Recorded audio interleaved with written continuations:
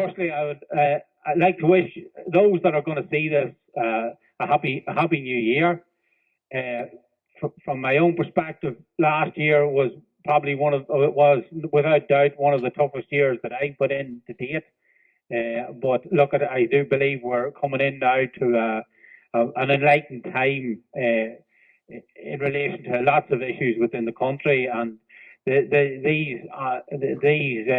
this is, as I've said from day one, this was not just about a building.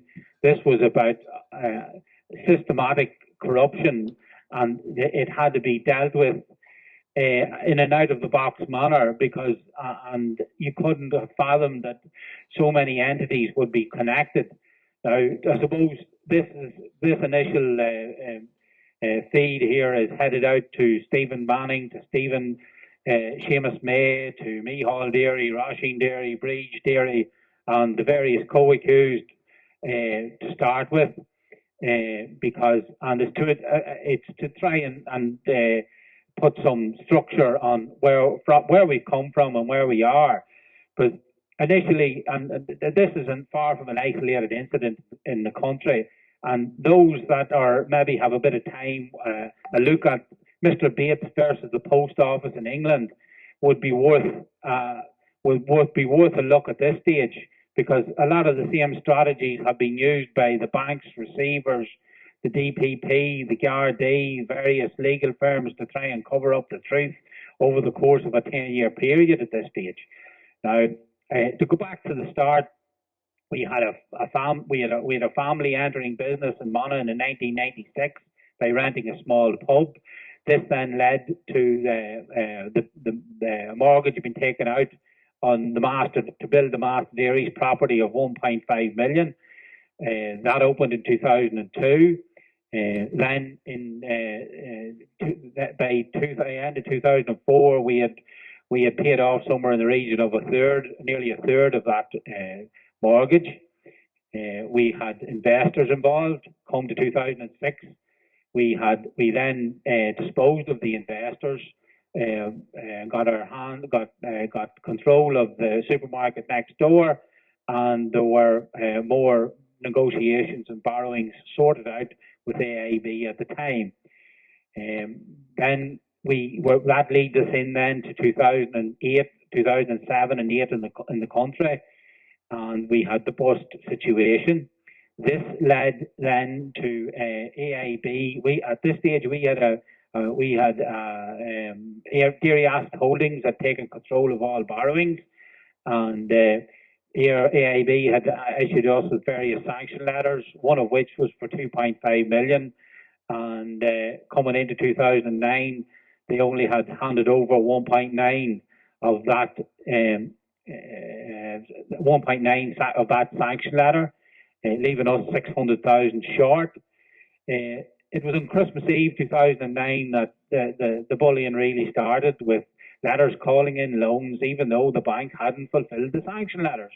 Now, a lot of this material is available on the Feargal Dairy Facebook page, Master Dairy's Cavan Facebook page, Mr. Dairy and Co Facebook page, and it has been basically, there's pictures of documents that have been screenshot or have been uploaded onto those, especially the Feargal Dairy Facebook page. If anyone wants to go back through those pages, they will find various documents, land registry documents, bank documents, emails, and loads of other material at this stage.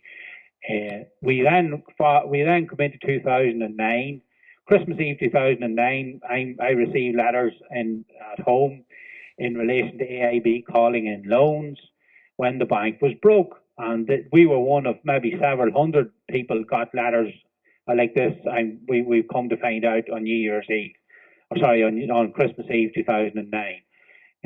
At this stage, I looked at the letters. I knew AIB hadn't fulfilled sanction letters, and myself and with the help of the brothers and the team of people, we brought the business up in 2010 through the Times Square, the add-on of the Times Square at Master Dairies and McSorley's Bar and Nightclub. We brought the business to somewhere near the £2 million mark. So in 2010 and 11 and 12, it came to a point where we reached nearly 450,000 in 2012 of retained profits, which left our business way ahead of our competitors in the area, whom all had massive borrowings and were all on the floor. Now, it has subsequently come out that those people have all had their borrowings written off and judgments printed in papers, but it's quite obvious by their business and social activities that those judgments were never followed up on. The other thing that I would like to Micheál will remember that the revenue coming to our place couldn't find any faults. Then there were specialised accountants that AIB put in, couldn't find any faults, but no doubt they found faults in many other businesses around the country, and that there was a strategy that AIB were using to remove people who were not in the protected circle. I suppose then to come on to the 13th of the 5th, 2013, when we were evicted with 7 hours notice, and that was a very painful process for the family, for the staff, for everyone. But because I was aware of I was aware of paper trails, I was aware of information, but I didn't know who to trust. So that led us in then to and again, Micheál and Breed and Roshing will remember, we were going to move ahead and do something fresh in the town, and we were told by email we were getting the place back. So again, those emails are all up on social media, and that led on to a sales process, but we were never being sold back the place because they've gone to so much effort to remove us in the first place. But we couldn't see that at the time. Then there was also the handing over of the intellectual property, the Shorties concept, again, so on social media, on the various pages, and that has now appeared in the West Henry and Monaghan 2 weeks after our eviction, used as Shifty Mulhairs. It appeared and used as Dusty O'Neill's in Carrickmacross, and also was used in Foley's. So that left us fully aware that our demise had been pre-planned, as Seamus McEnany had been handed those intellectual drawings by a man called Martin Slattery, the head of Commercial Unit North for AIB, whom we had met at various meetings from 2009 to 2013. Now, Martin Slattery has been no doubt responsible for the destruction of many businesses, families, anything, whatever the protected circle want, they take. That has led on to a debacle with the system, which has opened my eyes and hopefully now the eyes of many more. And they will use whatever methods possible to put people down. They'll jail them, they'll tell lies in courts, they'll make up paperwork to suit various days in court. The reality is, on the 22nd of June 2015, I entered the properties, and my father was there that evening. The following morning, the guards landed. I made a statement in relation to fraud and what had gone on, and at that point, I was told it was a civil matter. And then, once I had the upper hand in the civil courts over the course of the next 12 months, on the fourth re-entry to the properties, the next thing it was a criminal matter, and I was dragged unceremoniously through the criminal system, and over the course of the next 3 years. But this is the length the people will go to cover up the fraudulent activities of this protected circle. So I suppose the next thing, this is just to try and help people understand. Again, if they go to the various Facebook pages, the Mr. Deary & Co. Facebook page, the Feargal Deary Facebook page, the Master Days Calvin Facebook page, Mr. Deary, Mr. Deary's Monaghan Facebook page. There's loads of emails of different types of paperwork on those pages. Now, I suppose, look, we're not going to, there's no point in me going in.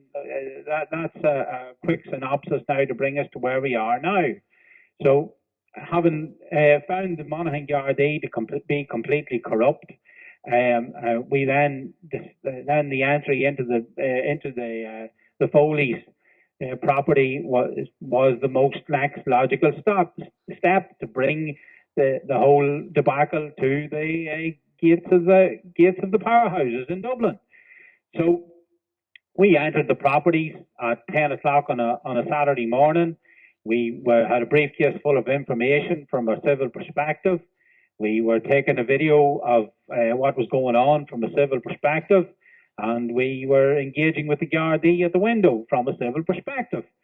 There was no one being held. There was, again, we had previously been at the Foley's property. There had been numerous people there. It's all on record in both Pearse Street and Store Street Garda stations, and we'd been told these were civil matters.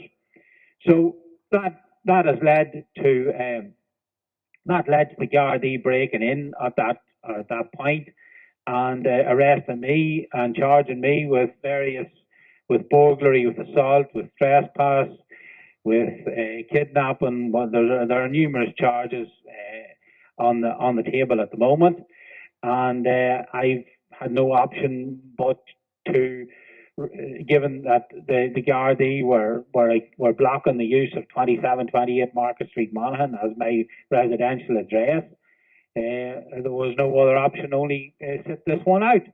Now, again, if the Gardaí had have done their investigations in 2006 into fraud, 2016 into fraud, and 2015 into fraud, we wouldn't be at this point. But unfortunately, we are where we are now. Now, what has gone on in the courts before Christmas, John Alcock and Paddy McAvoy and Mary Teeling were there various days to see what was going on, along with Ray Moss, and it was completely corrupt. None of the barristers were asking for what was in the briefcase, what was going into the windows on the premises, how did these people arrive at the premises. There was obviously no criminal intent in the first place. There's a list of information that the barristers should have been asking for, and not one of them asked for. Were pushing for anything. They should have been also pushing for the information both in Store Street and on Pearse Street. They should have been pushing for the full paper trail over the course of the last 7 years, that and show that the DPP had already pulled me through the system given that illegally, given that there were civil matters outstanding. There has never been a full hearing in the High Court in relation to property ownership. Micheál Deary has never been evicted, has never, there's no court documentation to have, there was never court documentation provided to have the Deary family evicted from anywhere. So therefore, the reality is the properties still belong to the Dearys, but we're at a point now that is, how do we now, we need to get this over the line, and there needs to be a bit of people power to take back the properties in Monaghan. So look, this is, I suppose, an opener. This is to go to the co-accused, to the various family, and we'll leave it at that for now. But that's about it. So, okay, that's it. Thank you.